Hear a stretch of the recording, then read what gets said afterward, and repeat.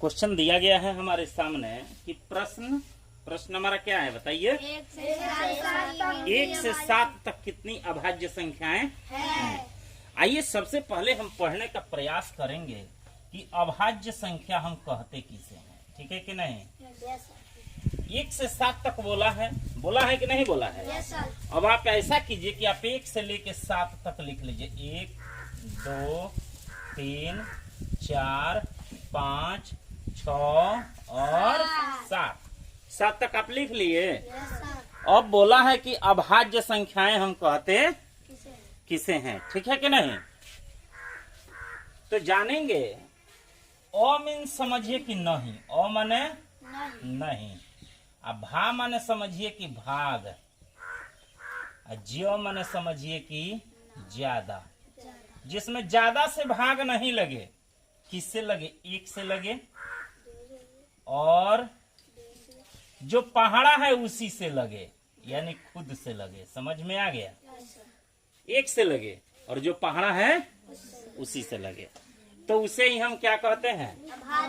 जैसे अब आइए यहाँ पर 1 है, तो 1 के पहाड़ा में आता है कि नहीं, और खुद के भी पहाड़ा में आता है, तो 1 कौन सी संख्या हो गई? अभाज्य संख्या। कौन सी संख्या हो गई? लेकिन 1 को हम अभाज्य संख्या नहीं कहते।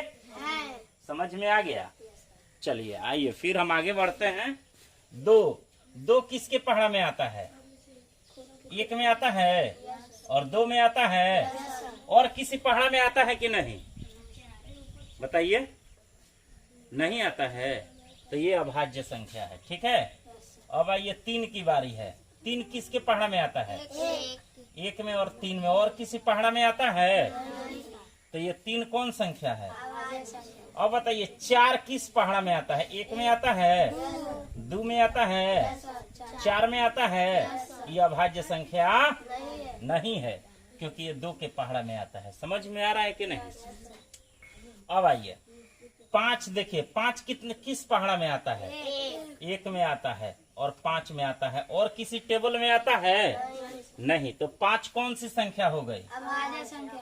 और 6 देखिए, 1 में आता है, 2 में आता है, 3 में आता है, 6 में आता है, तो ये अभाज्य संख्या होगा जी?